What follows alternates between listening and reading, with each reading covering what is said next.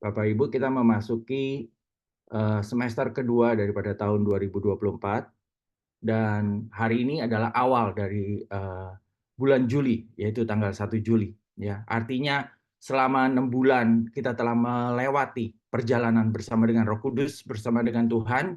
Kita telah melewati pengalaman-pengalaman baru. Kalau kita kuliah 1 semester lewat nih Bapak Ibu ya, artinya kita sudah melewati ujian demi ujian selama 1 semester, selama 6 bulan ini. Dan saya percaya kita semua mengalami pengalaman-pengalaman rohani yang berbeda-beda, tetapi kita dapat mengambil maknanya dari pengalaman rohani yang kita lalui bersama dengan Tuhan selama 6 bulan yang lalu. Baik Bapak Ibu sekalian, saya akan mulai dengan bercerita tentang kasut ya. Nah, kasut ini biasa digunakan dari zaman dahulu ya.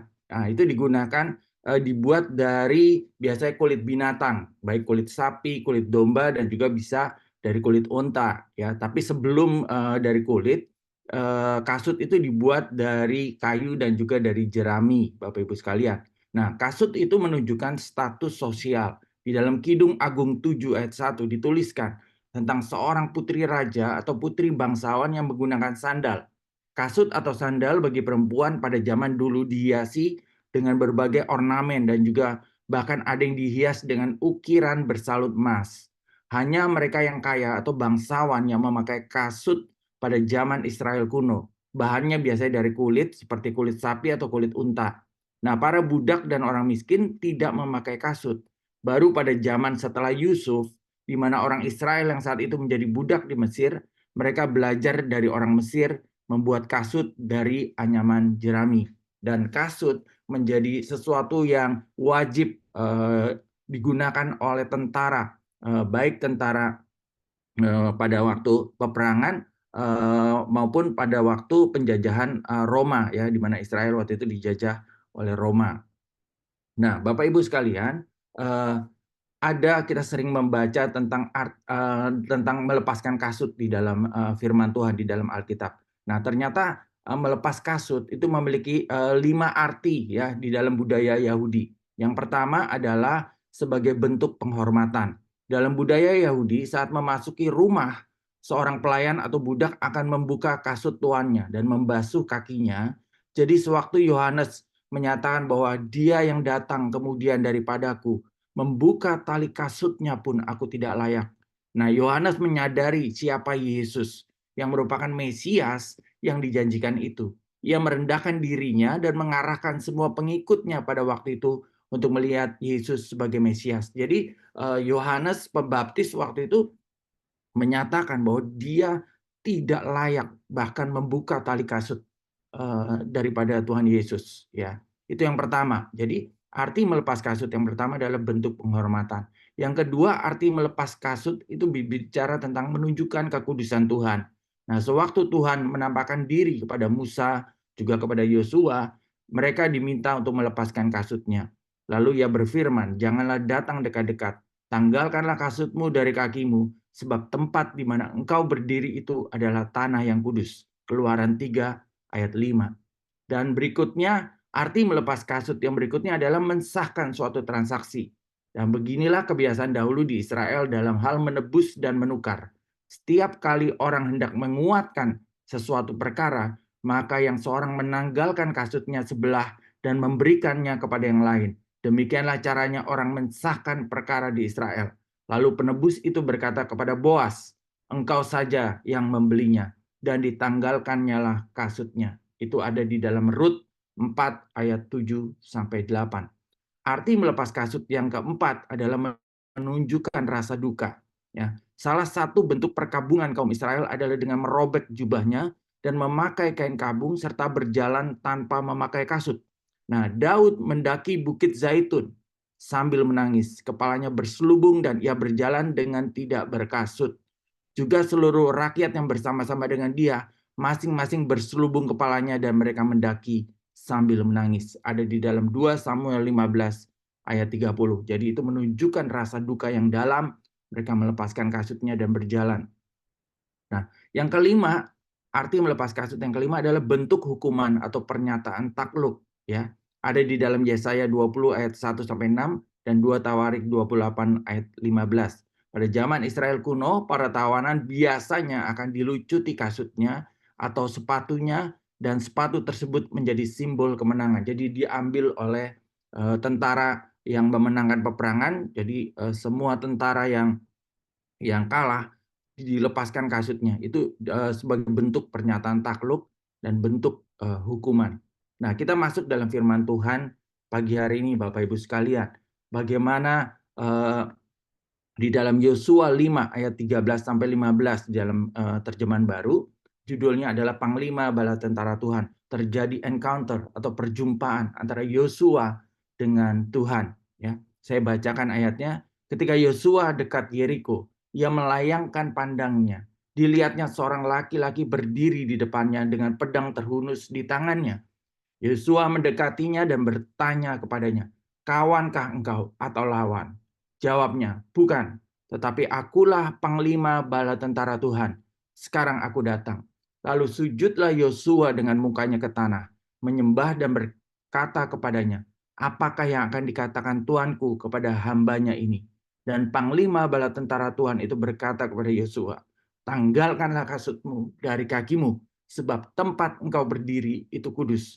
Dan Yosua berbuat demikian. Nah, Bapak Ibu perhatikan ya perkataan Yosua, perhatikan pemikiran Yosua, dan perhatikan apa yang dilihat oleh Yosua. Kita masuk di dalam kitab bahasa Inggrisnya dari The Passion Translation untuk ayat yang sama ya, Yosua 5 ayat 13 sampai 15. When Joshua was near Jericho, he looked up and saw standing in front of him a man holding a drawn sword. Joshua approached him and said, "Are you on our side or are on our enemies?" "Neither," he replied. "I have not come to take side, but to take charge. I am the commander of Yahweh armies." At once, Joshua threw himself face down to the ground and worshipped. And he said to him, "I will do whatever you command, my Lord." The commander of Yahweh armies said to Joshua, "Remove your sandals, for you are standing on holy ground." And Joshua obeyed. Bapak Ibu sekalian, di sini ada yang menarik, Bapak Ibu sekalian, ya. Jadi yang pertama, ketika dikatakan Yosua melayangkan pandang. Nah, hari itu adalah Yosua telah melewati satu perjalanan. Jadi bangsa Israel pada waktu itu Musa sudah wafat, kemudian datang pesan Tuhan kepada Yosua, "Ayo menyeberang ke lewati Sungai Yordan." Dan waktu Yosua dan bangsa Israel melewati Sungai Yordan, seketika itu juga Sungai Yordan menjadi surut. Ya, Sungai Yordan surut. Padahal Sungai Yordan itu sungai yang dalam dan lebar, Bapak Ibu sekalian. Itu seketika surut, ketika kaki mereka menginjak air langsung surut. Nah, kemudian mereka menyeberanglah, bangsa Israel menyeberang. Dan ketika mereka menyeberang, tempat pertama dari seberang Sungai Yordan itu yang namanya Gilgal, Bapak Ibu sekalian. Jadi mereka masuklah ke wilayah Kanaan yang terdekat dengan sisi Sungai Yordan, yaitu Gilgal. Nah, waktu mereka masuk ke Gilgal situ, Yosua mengambil 12 batu melambangkan 12 suku Israel dan membangun tugu di Gilgal, ya, dari 12 batu besar, ya, dia membangun tugu peringatan bahwa di sini dimulai kisah perjalanan untuk masuk ke tanah Kanaan.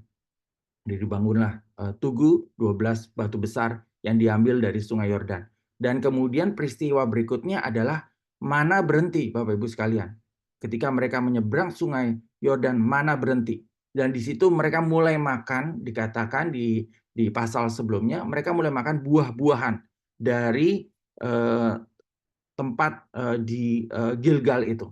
Mulai makan buah dan mulai makan gandum panggang serta roti pipih yang ada di Gilgal. Jadi mereka mulai makan hasil tanaman dari daerah Gilgal, daerah Kanaan, pinggiran Kanaan itu. Jadi mereka mulai mana berhenti turun, ya. Kemudian Di situ juga ada peristiwa di mana Tuhan memerintahkan Yosua, karena itu keturunan yang berikutnya yang tidak ikut berkeliling di padang gurun, artinya new generation, dibilang generasi Yosua, dan Tuhan perintahkan untuk disunat, ya.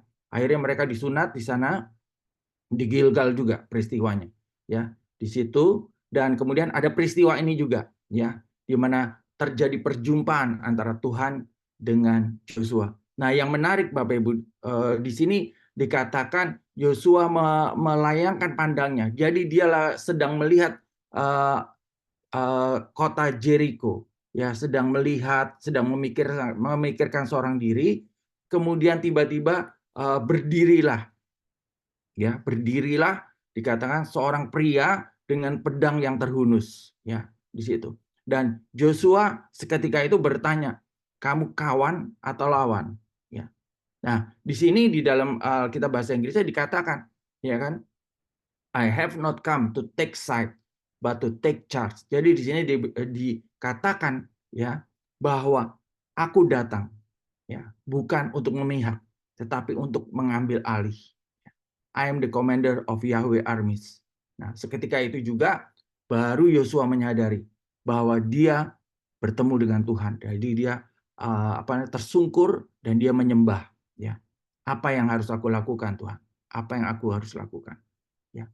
Perintah Tuhan, lepaskan kasutmu, karena tempat di mana engkau berdiri adalah kudus. Dan kemudian Yosua obey. Dan setelah itu pasal itu selesai, Bapak Ibu. Keesokan harinya dimulailah pasal baru di mana Yosua mendapat perintah untuk maju ke Yeriko dan mengelilingi Yeriko dengan pasukan.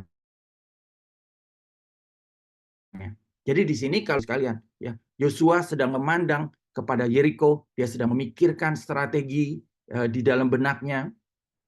Kemudian Tuhan menampakkan diri kepada Yosua dan pesannya hanya dua, Bapak Ibu sekalian. Ya, Tuhan cuma berbicara dua hal. Aku tidak datang untuk memihak, tetapi aku akan mengambil alih.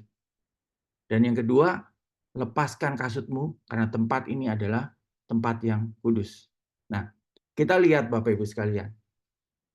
Gilgal, ya. Dari Yosua 5 ayat 9 dikatakan, dan berfirmanlah Tuhan kepada Yosua, hari ini telah kuhapuskan celah Mesir itu daripadamu. Itulah sebabnya nama tempat itu disebut Gilgal sampai sekarang.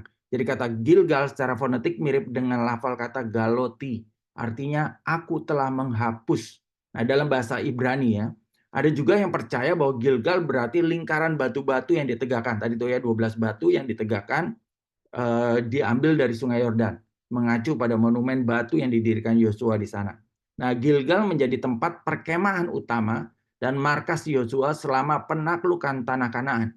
Dari Gilgal, pasukan Israel bergerak maju menyerang musuh-musuh mereka. Kemudian Yosua dengan seluruh Israel pulang kembali ke tempat perkemahan di Gilgal. Nah, Gilgal secara rohani, Bapak Ibu, adalah tempat persinggahan, di mana menjadi tempat perjumpaan dengan Tuhan. Pertama kali Yosua bertemu dengan Tuhan secara face to face itu adalah di Gilgal, Bapak Ibu sekalian. Ya, saya iseng searching berapa kali sih Musa bertemu dengan Tuhan. Ya, nah di dalam referensi yang saya baca 8 kali, Bapak Ibu. 8 kali Musa bertemu dengan Tuhan face to face ketika dia menulis ini, ya, menulis 10 perintah Allah dan seterusnya dan seterusnya. Jadi di gunung ini Musa bertemu 8 kali, ya. Tetapi untuk Yosua baru pertama kali ini di Gilgal yang dia melihat Tuhan langsung, ya. Tempat persinggahan. Jadi Gilgal secara rohani itu adalah tempat persinggahan di mana menjadi tempat perjumpaan dengan Tuhan. Nah, Gilgal bukan tempat menetap, tapi sebagai tempat persinggahan. Nah, Gilgal secara rohani adalah tempat kita berdiam diri dan mendapatkan arahan Tuhan sebelum masuk pada the real war atau peperangan rohani yang sesungguhnya.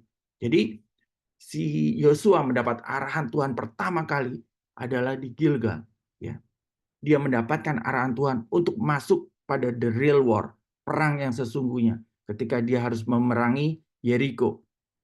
Nah, Bapak Ibu sekalian, mengapa Yosua tidak dapat membedakan? Ya, ini menarik Bapak Ibu ketika saya mempelajari. Ya, pada awal melihat Yosua tidak mengetahui bahwa ia sedang berhadapan dengan Kristofani, yaitu penampakan wujud Kristus sebelum menjelma menjadi manusia. Ya. Namun ketika Tuhan mulai berbicara, baru Yosua menyadari dan ia tersungkur dan menyembah Tuhan. Ya, jadi di sini Bapak Ibu sekalian, Yosua tidak bisa membedakan ketika dia melihat Tuhan. Dia bertanya, kawan atau lawan kamu, ya kan?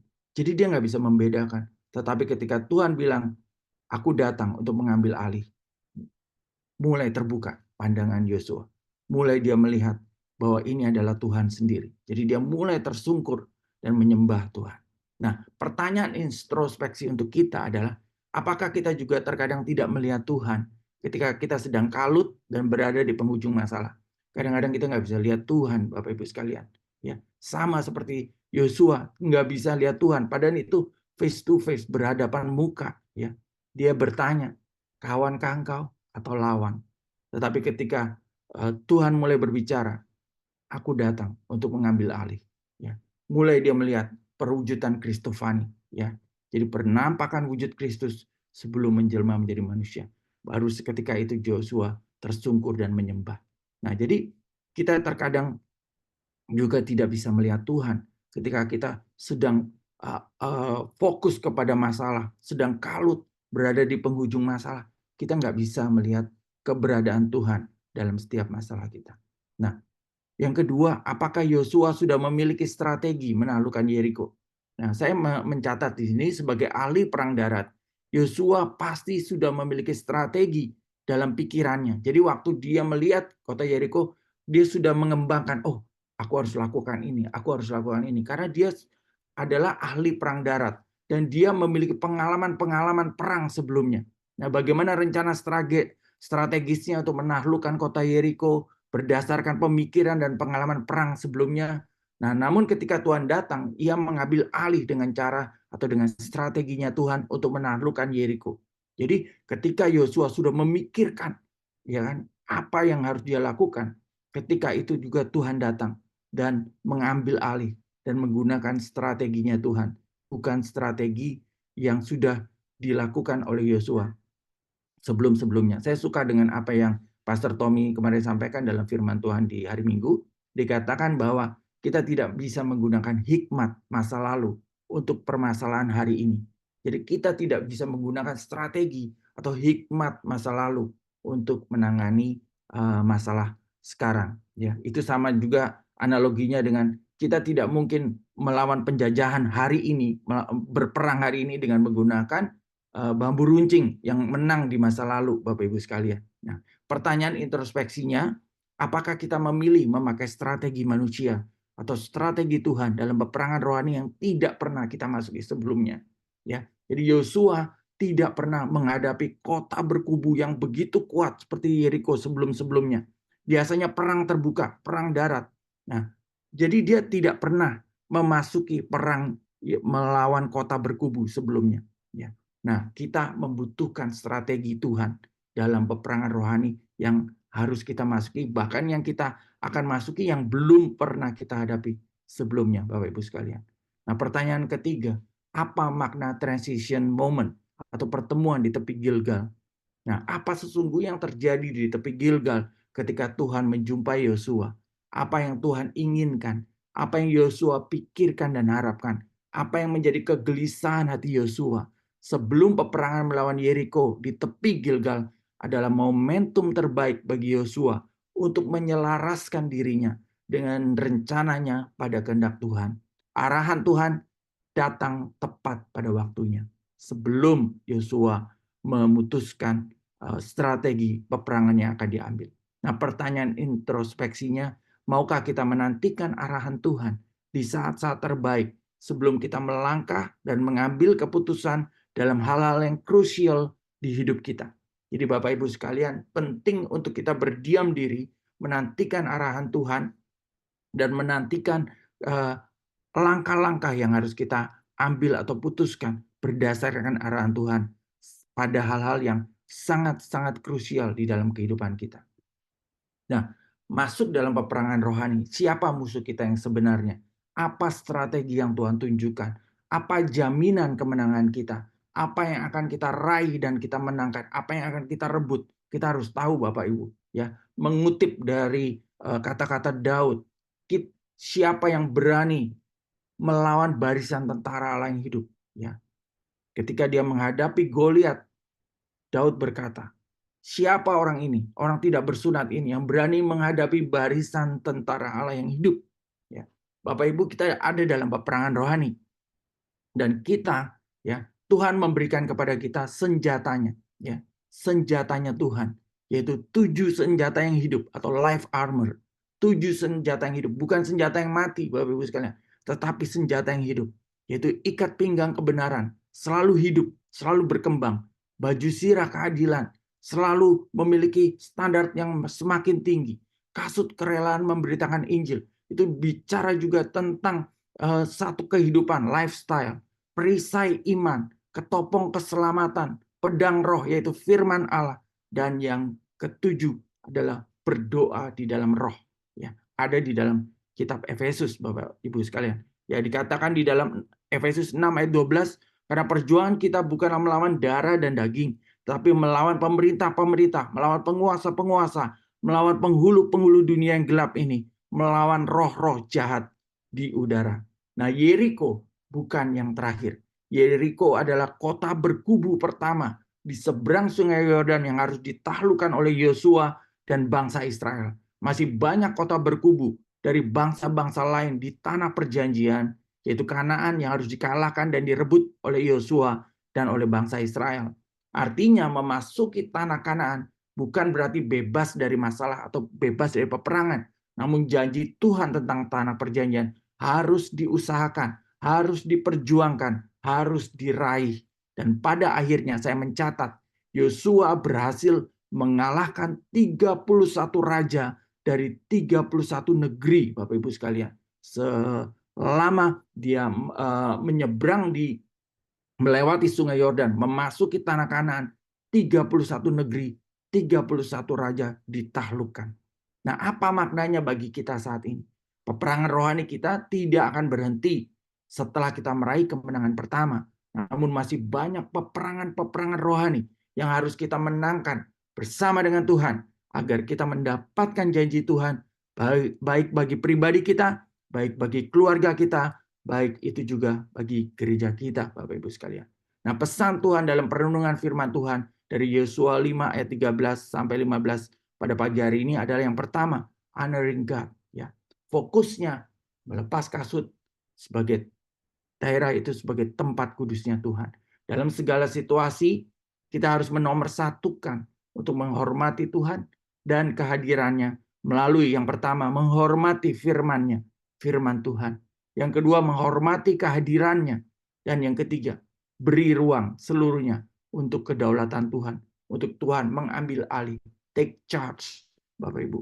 Ya. Jadi yang pertama pesan Tuhan pagi hari ini, bagaimana kita menghormati, menghargai Tuhan, menghargai firman-Nya, menghormati firman-Nya, menghargai kehadirannya, menghormati kehadirannya, dan memberi ruang sepenuhnya untuk kedaulatan Tuhan, di mana Tuhan mau mengambil alih dan melakukan bagiannya Tuhan di dalam kehidupan kita. Yang kedua, pesan Tuhan pagi hari ini bicara tentang new paradigm, yaitu menanggalkan pemikiran yang lama. 1 Korintus 2 ayat 16 berkata, manusia tidak mungkin mengetahui pikiran Tuhan. Tidak seorang pun mampu memberikan nasihat kepadanya. Oleh karena itu, hal yang sangat luar biasa bagi kita adalah melalui Roh Allah, kita diberi kemampuan untuk berpikir seperti Kristus. Bapak Ibu sekalian, bulan ini kita belajar, bulan Juni kita belajar tentang Roh Kudus, ya. Dikatakan di dalam firman ini, melalui Roh Allah kita diberi kemampuan, kita mampu berpikir seperti Kristus. Jadi artinya Roh Tuhan, Roh Allah yang di dalam kita memberi kemampuan, memberikan hikmat kepada kita berpikir seperti Kristus. Seperti Kristus seperti apa? Pikiran seperti Kristus, yaitu pikiran yang memiliki new paradigm, ya, paradigma yang baru. Berpikir di dalam perspektif kekekalan, berpikir di dalam perspektif kerajaan Allah, berpikir dengan sistem kerajaan Allah, berpikir dengan paradigma kerajaan Allah. Itulah berpikir seperti Kristus, Bapak Ibu. Dan Roh Allah di dalam setiap kita memampukan kita, memberi kemampuan untuk kita berpikir seperti Kristus. Nah, bicara tentang paradigma, ada horizontal paradigm, vertical paradigm, dan new paradigm.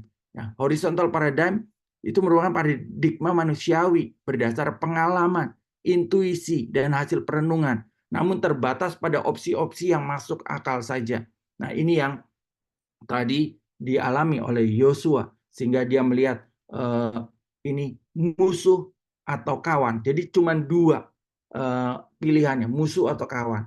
Dan Tuhan bilang bukan dua-duanya, tapi aku adalah panglima kerajaan Allah yang datang untuk mengambil alih. Ya, jadi bukan cuma musuh dan kawan, Bapak Ibu.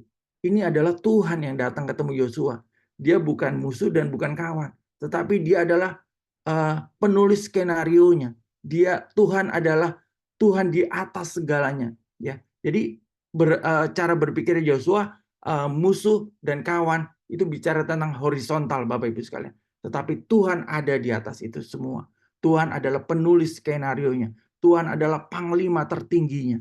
Ya, jadi Tuhan bilang, aku bukan musuh dan aku bukan kawan, tetapi aku datang untuk mengambil alih. Dan kedua, bicara tentang vertical paradigm, yaitu merupakan paradigma surgawi yang datang dari Tuhan dengan perspektif kekekalan dan rencana Tuhan di dalamnya. Dan yang ketiga, new paradigm. Matius 9 ayat 17 berkata, begitu pula anggur yang baru tidak diisikan ke dalam kantong kulit yang tua, karena jika demikian kantong itu akan koyak, sehingga anggur itu terbuang dan kantong itu pun hancur. Tetapi anggur yang baru disimpan orang dalam kantong yang baru pula, dan dengan demikian terpeliharalah kedua-duanya. Bapak Ibu sekalian, kemarin kita habis merayakan ulang tahun ke-35 dari MDC Jakarta. Ya, saya bertanya-tanya, what next Tuhan? What next? Ya, apa yang akan Tuhan lakukan? Apa yang akan Tuhan kerjakan atas gereja ini, atas gereja MDC Jakarta? Setelah 35 tahun, penyertaan Tuhan yang ajaib terjadi. Ya. Sesungguhnya kita akan masuk dalam new dimension, new era, dan the next level. MDC Jakarta sedang dibawa Tuhan menuju dimensi yang baru, era yang baru, level yang lebih tinggi, memasuki tanah perjanjian, meraih hak waris sebagai tubuh Kristus, yaitu kepenuhan panggilan Tuhan bagi MDC Jakarta dan juga penuaian jiwa-jiwa. Apakah kita exciting untuk next movement, untuk kegerakan Tuhan yang baru bagi gereja kita, Bapak Ibu sekalian? Saya percaya Tuhan sedang mengerjakan perkara-perkara besar atas gereja ini. Saya bergabung dengan gereja ini mulai tahun 96, bukan dari pertama berdirinya gereja ini, tetapi saya melihat sepanjang saya mengikuti dari tahun 96 sampai tahun 2024 ini, saya melihat bagaimana Tuhan membawa gereja MDC Jakarta melewati semua fase-fase di dalam gereja ini. Dan saya melihat semakin jelas new dimension, new era, and going to the next level. Kita harus exciting, Bapak Ibu. Harus bersemangat. Jangan menjadi tawar hati. Jangan menjadi lemah. Jangan biarkan iman kita menjadi turun, Bapak Ibu sekalian. Tetapi kita harus maju, go forth. Maju lebih lagi. Tuhan mau memakai setiap kita untuk pekerjaan-pekerjaan yang lebih besar di depan sana. Dan saya melihat bahwa Tuhan sedang mengerjakan itu dan sedang melakukan bagiannya Tuhan. Dia take charge, mengambil alih. Seperti Yosua, Tuhan datang dan dia mengambil alih dengan strateginya Tuhan, Bapak Ibu sekalian. Nah, summary dari pertemuan kita pagi hari ini. Yang pertama adalah honoring God is a must. Dalam persiapan menuju kegerakan Tuhan di season yang baru, kita wajib menghormati Tuhan melalui menangkap firman Tuhan secara personal dan meminta arahan Tuhan untuk bergerak seirama dengan Roh Kudus.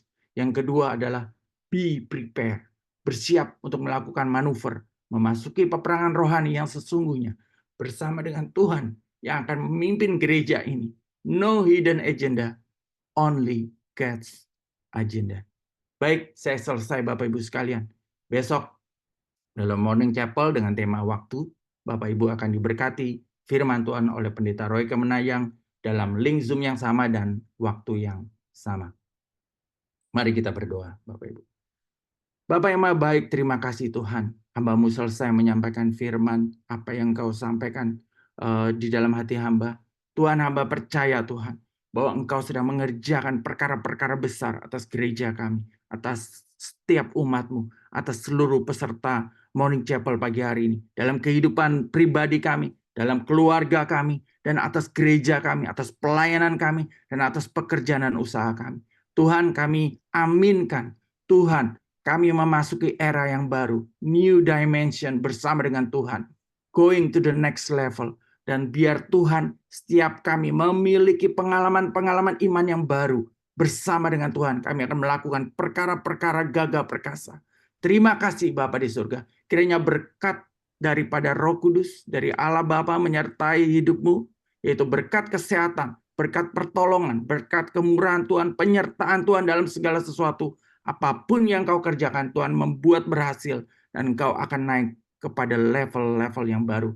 Pengalaman bersama dengan Tuhan. Terimalah berkat ini di dalam nama Bapa, Anak, dan Roh Kudus, yaitu di dalam nama Tuhan.